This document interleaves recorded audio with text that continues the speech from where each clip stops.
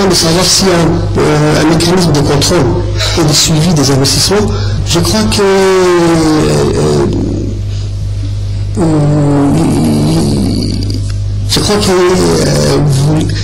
la question était posée au Somali, non? Oui. Je crois que la question était posée au Somali.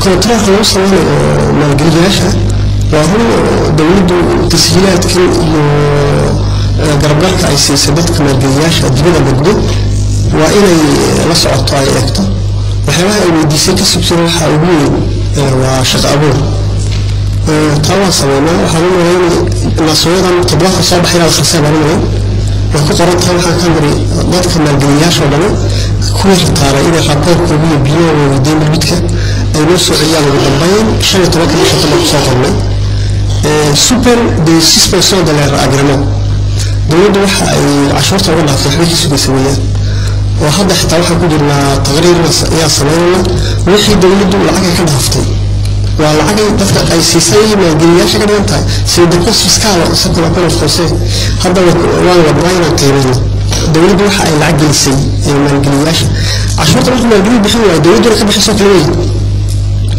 marka taway jirta ugu dambayna dowladda la soo ya tabaata waa ugu qoraba ugu dambeyn bisha 15 ma keena leedahay alxamdulillah ka dhigo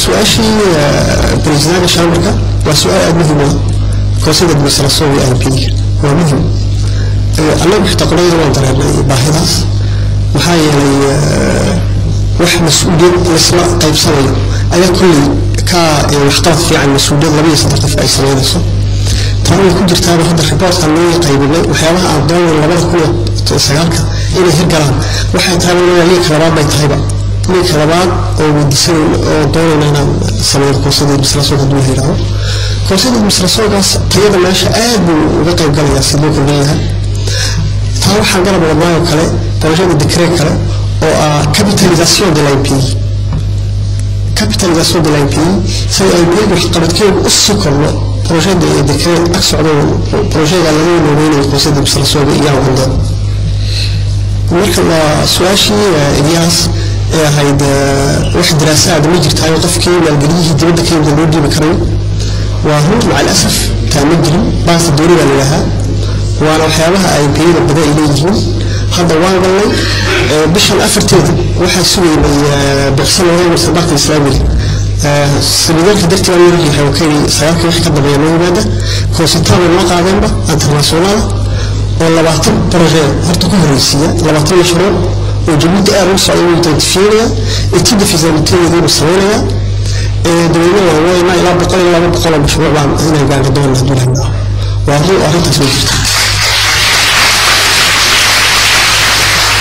سؤال concurrence entre les entreprises en zone franche et hors zone franche محمد تقول عشان زينب تكلا كريتيرا الوصي يدك إن أمانها الوصي وفرق دبلوم ولا كذا ولا إن شاء الله.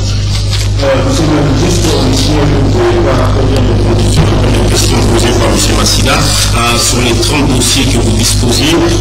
Combien de sociétés vous avez donné la balle pour la grève? Oui, c'est les sociétés entre, c'est le dossier entre à quoi on a dit. Donc on n'a pas donné encore. Où sont les deux? Et la société Massida, on connaît très bien le traitement, le modèle de traitement des dossiers au niveau de l'IPI pour faciliter les procédures aux investisseurs. Aussitôt que les dossiers nous semblent bancables et tenables économiquement et qu'on s'assure qu'il va créer des valeurs ajoutées à l'économie nationale, on leur donne ce qu'on appelle un régime suspensif. Pour déjà les aider à faire démarrer leurs activités, c'est qu'il a d'intérêt d'estimement, et c'est ce qu'il avait bien souligné M. André Massida, en attendant l'arrêté final que M. Massida a déjà obtenu pour son programme d'investissement. Merci M. Mali. Madame Zainab, directrice de l'autorité des ports et de la zone franche, qui va répondre sur cette question de la zone franche et des sociétés de la place. Je vous remercie, M. Salah. Excellence, M. le Président de la République, M. le Premier ministre, honorables citoyens, je pense qu'il est important de rappeler que nous sommes un état de droit et que la zone franche de Djibouti fait partie intégrante de la République de Djibouti et de ses règles constitutionnelles.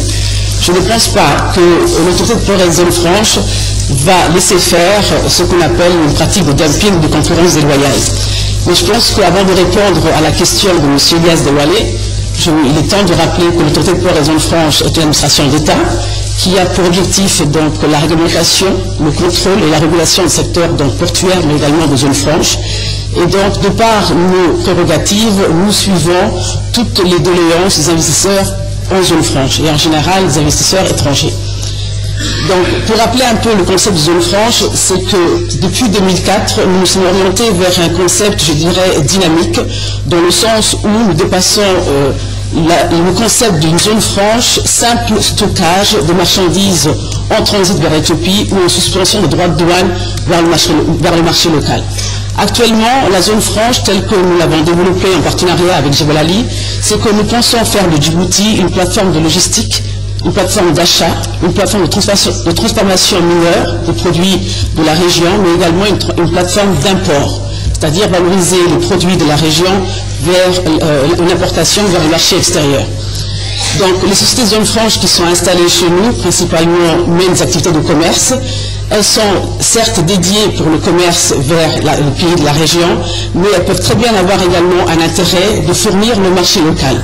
Simplement, ces sociétés ne fournissent pas le marché local de manière directe, puisque l'autorité, de par le code de zone franche, a un pouvoir de réglementation. Et donc, prenons acte du fait qu'il y a un régime de fiscalité distinct entre le droit commun et la zone franche. Nous avons mis en place par règlement la gestion des transactions commerciales dans le droit commun par l'ouverture d'une société écran. Et je pense que les opérateurs de la douane ici présents, donc, qui collaborent étroitement avec l'autorité, pourront le confirmer. Quand une société de zone franche veut vendre des marchandises à un opérateur local, elle le fait à travers une société écran qui, elle, donc, est assujettie. Ça peut être une filiale qu'elle a elle-même construite, et donc là, c'est l'impact des opérateurs de zone franche sur l'économie nationale par la création de petites et moyennes entreprises, mais ça peut l'être également par une transaction avec, je dirais, un opérateur partenaire de droit commun. Et pourquoi cette mesure réglementaire a été prise par l'autorité? Pour que justement on ne targue pas cet opérateur de zone franche de concurrence déloyale. Je pense, à mon avis, que beaucoup d'opérateurs de zone franche ont introduit un esprit de compétitivité dans le monde, je dirais, du commerce à Djibouti. Et en tant qu'opérateur, il se doit que vous preniez vos dispositions pour pouvoir réguler cette nouvelle concurrence qui est là dans le sens de la compétitivité. Mais en aucun cas nous permettons je dirais, des aberrations de droit où on ne permettrait pas du tout à une société de zone franche d'avoir une transaction commerciale dans le droit commun alors qu'elle ne paye pas, comme vous le dites, d'impôts et de taxes. C'est pour cela que nous avons mis en place cette réglementation.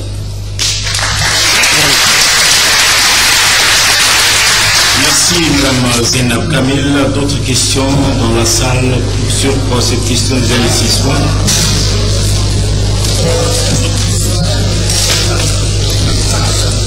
Merci.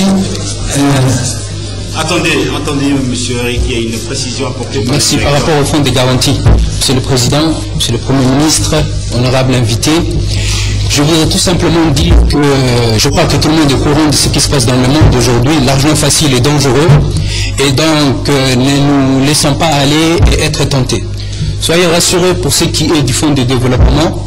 Enfin, il a vu le jour, enfin, il a démarré, on a octroyé le premier crédit.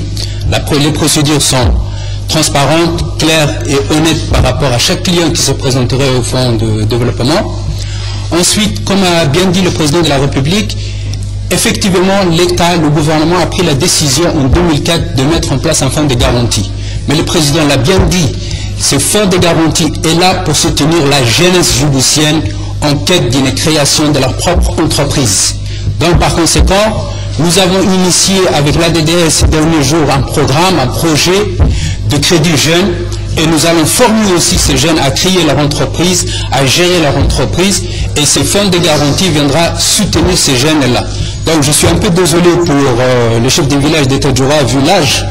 Donc ce fonds de garantie, il est clair que la population ciblée concernée par ce fonds de garantie, c'est la jeunesse djiboutienne en priorité. Maintenant aussi, tout projet porteur de création d'emplois, tout projet ayant une certaine fiabilité, une certaine durabilité, peut être aussi soutenu, mais il y a plusieurs mécanismes